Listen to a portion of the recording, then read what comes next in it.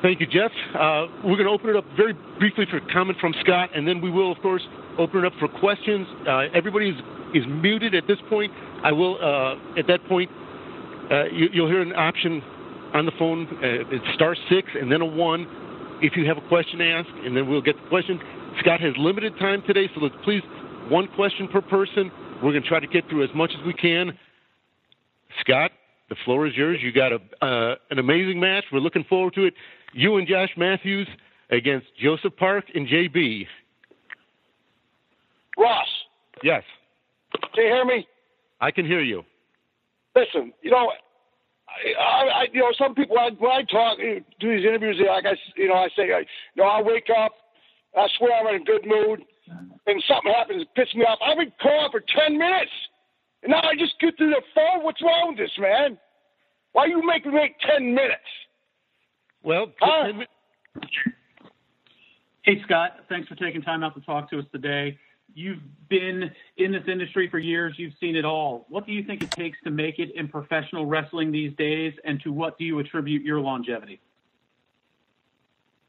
Well, it takes a combination of a lot of things. Timing being one of them. Having a good presence, having the it factor, having looking good, and in-ring ability, and luck has a lot to do with it also. So, I mean, not everybody starts out great. It's a process that takes years to perfect, and it's a profession that you can always get better at. So, I've been fortunate. Hey, Scott, Ryan Bowman from thegorillaposition.com. Thanks for your time today and for a lot of years of great memories. You've been beating up people and winning championships for a long time now. Now that you're in Impact, you've already been beating people up, or are you thinking about maybe another title run while you're there? Man, I just focus, one punch at a time, one match at a time, hurting one person at a time. So as far as looking ahead, I really haven't gave that much thought. But, anything can happen. It's like right now I want to reach through the phone and grab Ross's neck for making me wait 10 minutes to get out of the line. So anything is possible. Piss me off. Things happen.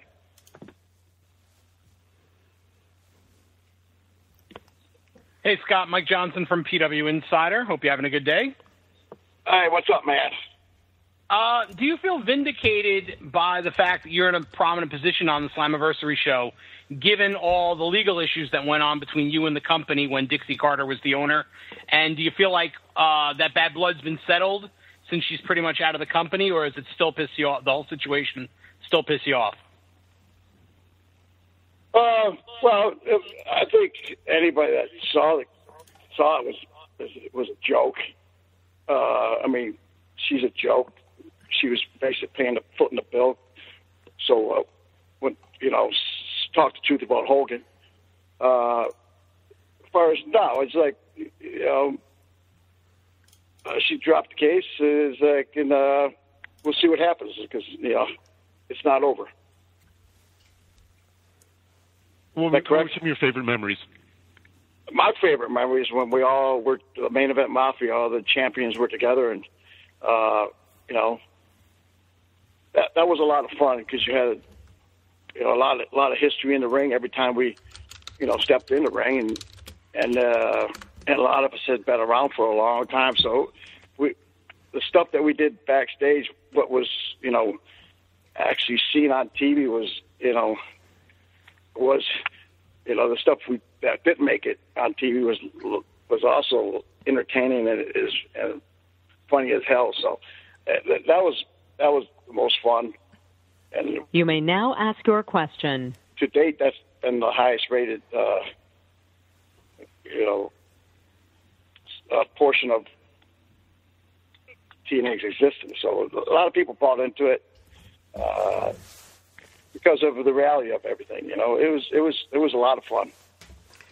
Hi, Scott. This is Raj Giri with WrestlingInc.com. I just wanted to know how it's changed backstage when you appeared on Impact this last time as opposed to the last time you were there. The very last time, very last time there, I had Bruce Pritchard trying to kick me out of the Impact Zone. So, piece of garbage. I meant under Jeff Jarrett as opposed to under Dixie Carter when you were there. I think if you talk to anybody, it was a huge difference. I think when people see Jeff, they know that he knows what he's doing. Clearly, everybody knew Dixie didn't know what she's doing. She was just she was a mark wanting to be on TV, so. It was night and day. It's people want to come to work. They're excited about what they're going to be doing, and it is totally different. Hi, Mr. Papa Pump. This is I'm from the Pro Wrestling Reporter. I just wanted to see if there's any chance. Whoa! What's your name? My name is Richard. Mike Johnson. Yes, sir. Mike Johnson from PW Insider calling. Richard Mike Dawson? Yes, sir. Yes, Richard sir. Mike Dawson? Yes, sir. Richard Johnson or Dawson? Yes, sir. Wanted to call and see if there's any possibility that you're just going to cancel this whole thing for Sunday. This whole ridiculous. Call the whole match off. I mean, you have nothing left to prove in your career, man. You've got it all. Let me tell you something. Richard Michael Johnson Dawson, whatever your name is, you tell Joseph Park, as soon as he gets to the thing, I'm going to start from as soon as he parks his car, puts it in park, I'm going to be on his ass. All right? You got that? Richard Michael Dawson Joseph. You could get arrested. Universal Police are there. I mean, it's a bad idea, sir. Just call the whole thing off. It was a big bunch of fun. We were joking around. Please, sir, please. You think we were joking around, Joseph? This is not Joseph. This is Richard Michael, whatever my name is. Just please, can we call the whole thing off, please? Let me tell you something, Joseph Park. I'm going to take you. I'm going to make you scream for your brother. All right? Because everybody knows your brother is the tougher wrestler. All right? You're probably beat up as a kid by him all these years, so you had to whip aside yourself and be a lawyer. See, that's one thing I don't like, Joseph, is lawyers. They're the scum of the earth, and you're a scum of the earth because you're a lawyer. Don't call in here saying you're Michael Johnson, Gladson, whatever. I know it's you, Joseph, and I'm going to beat your ass. Scott, I apologize. I don't know how he got this phone number. Please accept my apology. We're going to move on to the next question. Hi, Scott. Gil Samuel from Real Sport. You've had a lot of success as a tag team wrestler with your brother and with Booker T. How do you think Josh Matthews is going to measure up as a tag team partner? Oh, he's not. I mean, but I really, he can. All he has to do is when I beat these guys to a pulp, all he's got to do is get on top of them, cover 1, 2, 3 when the guy's unconscious. So that's his job. It's pretty simple. If he can fall down to his knees and flop on somebody, that's all he needs to do. Hi, Scott. This is Raj Giri with WrestlingInc.com again. I wanted to ask, like, your persona and everything, they don't make wrestlers like you anymore. And I just wanted to know, having been in the business for 30-plus years, what are your thoughts on the business today? And are there changes you think that should be made? Yeah, the first 2 changes, they need to get rid of Stephanie McMahon and Hunter McMahon because they're 2 idiots that are running the whole place up there. It's like, I mean, I feel sorry for the wrestlers nowadays. They got to, follow the instructions of these 2 idiots that clearly don't know what they're doing. People don't want to watch it because the ratings are down. And the reason why I've called Hunter McMahon, because she's obviously wears the pants. He's a ballless, walk around human being that needs to check himself in and see what, what's really going on down there. You can ask me, though, if you want, Scott. It's Dan from TWS Radio. I'll field the question if you want to ask it. Your request has been received. Ask you the question? Yeah, go on. Why not? Okay. Let me ask you, what do you think, they make these statues. Where do you think the statue of Ric Flair is at right now? Well, that's a good question. Where do you think that's at? My gut feeling is it's in some warehouse somewhere. You think? How about that statue of the Macho Man? The same, I would imagine. They're stored together. Where do you think they are? Well, no. Have you seen the statue of the Macho Man? That's a very good point, actually. That's a very good point. Yeah. No, they haven't done that. That's never going to leave Stephanie's bedroom, so no, you ain't going to never see that. So no. Where do you think all these statues are at? Because there sure ain't no building. You're probably right. They're probably collecting dust in a warehouse somewhere. So if they did put a physical Hall of Fame... What's that? If you did that, they did actually put a physical Hall of Fame, a physical one, a building you go to, would you then be happy to be inducted, or is it still a no from your point of view? Well, it depends. Vince gets paid to, put on a show. Yeah, pay me. Because Vince is getting paid to show the program. I mean, I'm doing anything for free. He doesn't do anything for free. He wants, So, yeah, price is right. Hi, Scott. It's the real Mike Johnson from PW Insider now. Following up, I guess, on the Hall of Fame trend here, was there any resolution at all to the situation where you had words with Hulk Hogan's wife, which led to WWE banning you and having people looking for you at the Hall of Fame because Hogan was threatened by your potential presence? Did anything ever come of that beyond Hogan going to the authorities? And how do you feel about Hogan today? No, I had to get had my lawyer call the police department because he tried to, get me arrested for assault, threatening his life. I mean, that's a series of, that carries 15, 20 years. So, and then of course, WWE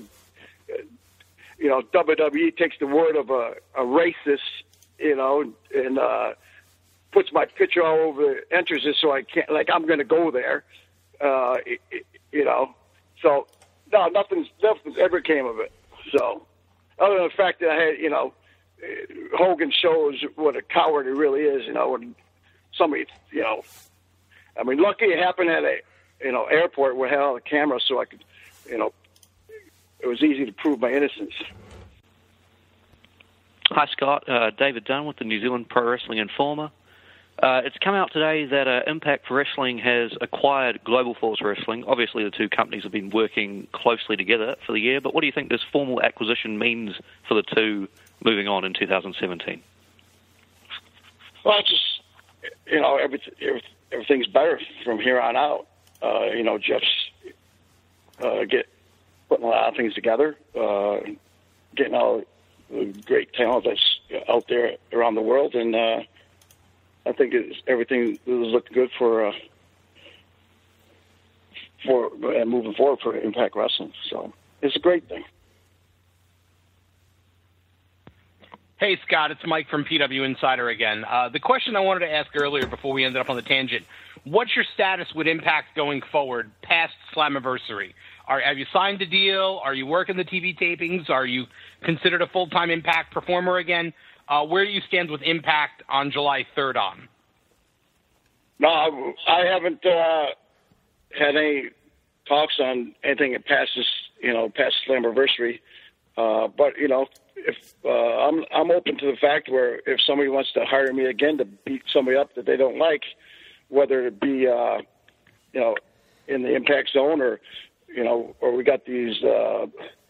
Like I already said, my distaste for lawyers. Anybody in the Orlando area that wants to call me up and, take out a lawyer that you're having problems with it, where they, increase their phone bill or your bill by making frivolous phone calls to you to run up the bill, I could do that too. So, no, I'm open with suggestions.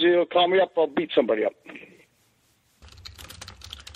This is James Trupany from Total Wrestling again. As this weekend is about tag team wrestling, what are your favorite tag teams to watch, apart from the Steiner brothers?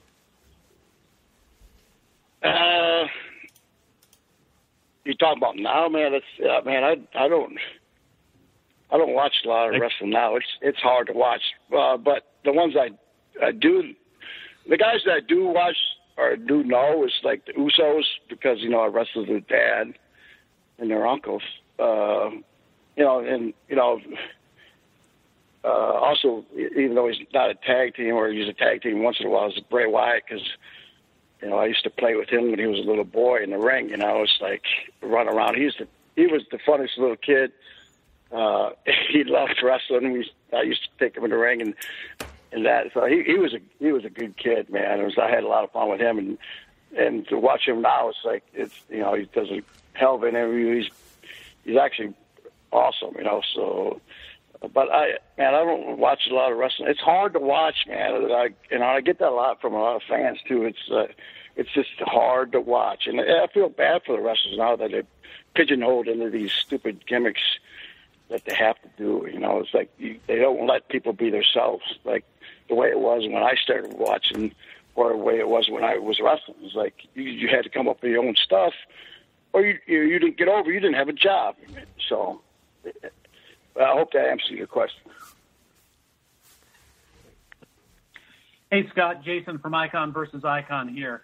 Obviously, you have fans all over the world. I was curious, what is the best lesson that those fans can take from your journey as a professional wrestler and as a human being? Persistence. Nobody starts at the top. It took a lot of hard work, and a lot of stubbornness, a lot of patience. It just, it was a journey, and it was something that I had to work for. It really wasn't, with all, the way politics are and with backstab and all. It took a lot of, persistence and stick-to-itiveness. So it was just being, took a certain amount of toughness to keep going. But, wrestling is a tough sport, man. It's like it's not like it was back when we first started, where you're traveling, 315, 330 days a year, but you're still beating your body up year round. So you just got to stick to it, man. What are your thoughts on the Vince Russo, Jim Cornette situation and the restraining order that Vince Russo has on Jim Cornette?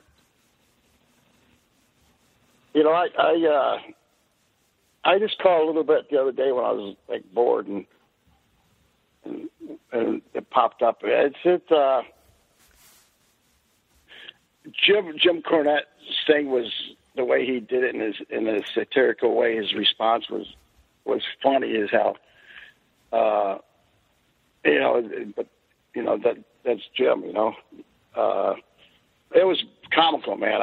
His response was comical. I was like, and he did it for the whole interview, and even the way he signed off was like, oh, I hate to scare that little fella. It was very funny, but I don't know the reason why you would do a restrainer order. But I can't answer for Vince because I don't know what happened, but I just caught Jim's reply, and I thought it was pretty funny. Hey, Scott, Ryan Bowman from thegorillaposition.com again.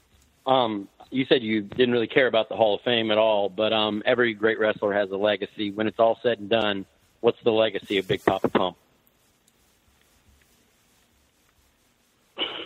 Well, see, I'm in the Hall of Fame in Michigan. I'm in the Dan Gable Hall of Fame. So, which see, Dan Gable was the head coach at Iowa when I was wrestling at Michigan. So, and he had a string of 17, 18 national championships. So I talked to him when I was there, and that was, because I had actually beat one of those guys when the finals were in the Big Ten finals were at Iowa City that year. And it was nice to be remembered by him, as great a wrestler he was, But, when I go out in these independent shows and and talk to the fans. I mean, that's good enough for me, man. Just WWE has all the the library of WCW, but they could try to deny me, take me off everything and not put me on. They don't put me on the Goldberg's DVD, but I'm one of the few guys that beat them. It's like, come on, man. So if they want to do it, they do it. They do it. Pay back. You want to treat me like shit, I'll treat you like shit. So it all comes down to what how the fans remember you. Hey, Scott. Tom Empathy here from Wrestling Memes. I actually just wanted to kind of bring the positivity of Slammiversary up for the event, and I was just hoping that you'd be able to say one nice thing about both of your opponents for this Sunday. Would that be possible? Oof. No, not really. No, if I'm gonna fight somebody, I don't bring anything positive. I just think, even if it's not true, I think about, what, you kicked my dog? You know what I mean? It's like, I'll make up things so I get pissed off and I want to punch you even more. Because, but maybe ask me this question after the match, maybe, But, no, right now, all I'm thinking is like, you stole my bike when I was a kid. Something, just sort of hidden, pent-up anger, and it all comes out during the match, So, no, right now, no. It's all negative, and I'm going to punch these guys. Hello, Scott? Yes. Hi, it's George Bolton calling from The Sun. I wanted to talk about your second spell in WWE, in particular when you worked at Triple H. How was your relationship with him, and how did he treat you? Oh, to my face, he's great. You know what I mean? See, people keep on, people ask me about this, you're asking about it now, it's like, I was talking about right before, he's bitter. No, you understand. Like, that punk ass set up this match. We practiced this match. And at no time, like, when I did the double chicken wing thing, there's any time when we practiced that I had any indication. You can screw up a guy's move a certain way at a different time. You're going to screw up guys' timing. So he sabotaged, Well, I was supposed to go 18 minutes. I didn't get a ring cue to like 28 minutes. I never got it. It was 28 minutes. They didn't even say anything about, the time. He did what he did, and he tried to dog me for it. So you dog me, I'll dog you. You don't like it, you do something about it. You know what I mean? You're going to try to treat me to make me look bad? I'll tell the truth about you. Because you know what? The truth about me is what it is. Wikipedia tells the truth about you, and he was nothing but a punk-ass nothing. Hi, Scott. It's Rory and Paul at Team Venom Media. Just wanted to ask, has there been any talks about you going into the TNA Hall of Fame? No, not at all. I never even thought about it. It's like I said, man, I'm in the Hall of Fame in Michigan, Dan Gable Hall of Fame. They, if I get recognized by Dan Gable, the guy who I idolized when I was, amateur wrestling and growing up as a kid, man, that doesn't get any better than that. Going to go from Irish Daily Mirror. I'm just asking, talk to me about what do you make of Josh Matthews' in-ring ability, considering what he did on Impact a couple of weeks ago? Well, like I said before, he's not going to have to do much. His in-ring ability means nothing to me. So all he's going to have to do is flop down to his knees and cover somebody, and that's all I care about. If he can fall down face first, that's all I care about, and have the referee call it 1, 2, 3. That's all the ability he needs.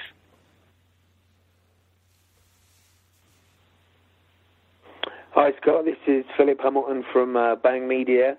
Thanks for your time. You've obviously been very vocal during this interview about lots of subjects, including Hulk Hogan. After what happened to him in the last couple of years, do you think there's any way back for him to redeem himself in the wrestling business? As I don't know, man. The guy, you hear the tapes. He's racist. I mean, you know what you got to watch is go Google it. When he's on the stand with a stupid ass bandana, what kangaroo court allowed a guy to testify with a bandana? But then he talks about the size of his penis. It's hilarious. I mean, I don't have to say it. He humiliated himself. So, I don't care anything about Hulk Hogan. He's a piece of garbage. Hey, Scott, Jason from Icon versus Icon again. Obviously, we're living in very politically correct times these days, and you're known for being the exact opposite of that. Have, in recent years, you felt any pressure to kind of tone it down? Has anybody, really, put the screws to you? Well, that's the problem with society now. It's too politically correct. You can't speak your mind. Freedom of speech. I mean, what's it all mean? No, nobody's told me to tone it down. I'm going to be me. I hope I don't change. If I do change, that's the day I'll die. It's like, why be politically correct? Why, I mean, if you're going to say something truth about in professional wrestling, you can't talk the truth. I mean, it takes, no. The answer is no. Yeah, hi, Scott. Jim Barcelona, Miami Herald. Just wondering what you thought of MMA, and if that was as big as it is now back then, would that have been something you've gone into? I think MMA is great entertainment. It's a hard way to make a living, having live rounds going at you all the time. And you're right, it wasn't as big as it was when I was broke into wrestling, professional wrestling. But a lot of guys that I, knew in college, like Mark Coleman and Don Fry, they did very well in MMA. And if you see all the champions, most of them are from amateur backgrounds, because wrestling is the toughest discipline there is. It's the oldest sport known to man. So I'm glad I chose what I do, but I really didn't have a choice back then. It wasn't that, it wasn't that big back then. Yeah, hey, Scott, Jim Barcelona, Miami Herald. You mentioned Dick the Bruiser early on. Who were some of the wrestlers who did help you in your career getting started, and who do you give credit for some of your successes? I was good friends with the Macho Man. We used to travel together back in '92 when I went up there. I mean, he was a good guy. I mean, a straight-up guy. But you learn a lot from different people, and a lot of things you just learn by, wrestling somebody, like, over and a bunch of times. It's like, I wrestled Arn Anderson and Bobby Eaton a lot. You've got to learn from those guys. I mean, they were great.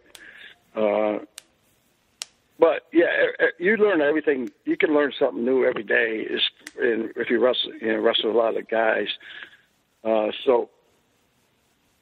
and then you got to pick and choose what you want to incorporate into your own, what you want to do. So yeah, there's been a lot of influences in professional wrestling, and I try to incorporate different things. A lot of it's timing and everything else that you learn. That a lot of people like on camera is something they won't pick up, but you learn a lot from wrestling with good guys. Hi, Scott. It's Simon Miller from Simon Miller's Pro Wrestling Podcast here. You mentioned earlier about, how you saw on your road to success that having a physique was really important. Obviously, modern-day pro wrestling has kind of moved away from that, and we've got a lot of smaller guys. And obviously, you were known for your physique. I was just wondering what you thought about that change and whether you thought it was good or bad for the business.